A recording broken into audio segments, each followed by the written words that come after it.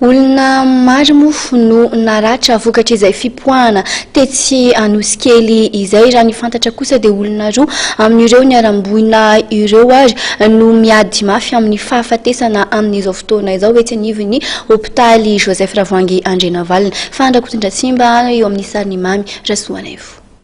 Raha tamin'ity androany ity dia olona roa no fantatra fa miady amin'ny fahafatesana izay mbola tsaboiny etsy amin'ny HGR. 3 tamin'ireo naratra ny mbola manaraka amin'ny fitsaboana ary 9 amin'izy ireo ny tena naratra mafy. Nisy tamin'ireo olona niarambona ny naratra teo amin'ny lohany, ny sasany tany amin'ny taolany. Fantatra ihany koa fa zaza 10 volana ny zandriny indrindra tamin'ireo nipohana angoronà tetsy Anosy izay tokony tranga tamin'ny 7 hariva ny sabotsy lasa teo.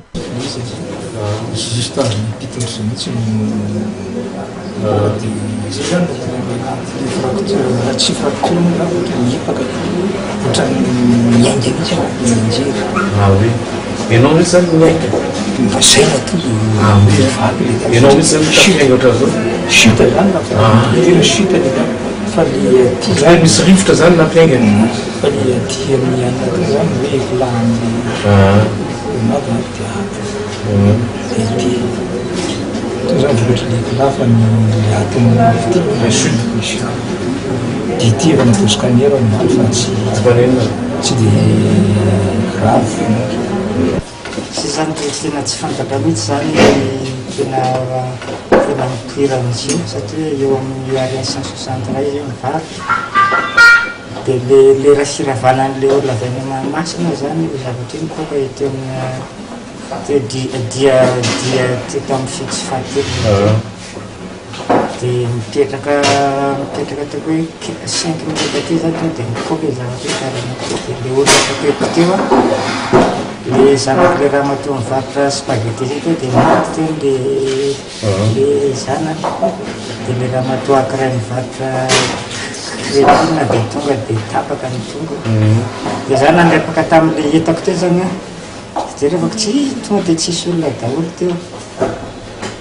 dia rehefa avy eo zany nandeha dia mbola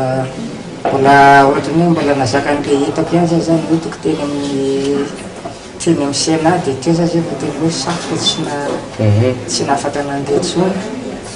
dia mba nisy olona namako zany nafantatra ana dia io mitondra ana nandeha taty tamin'ny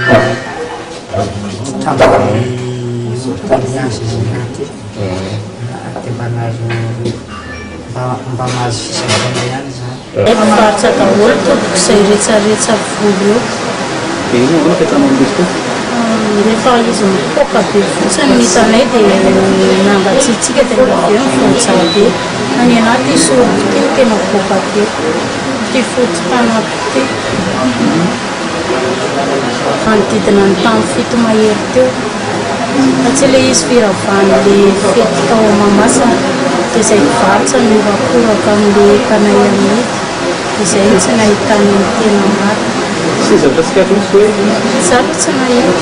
Araka ny nambaran'ireo mpitsabo eo anivon'ny HGR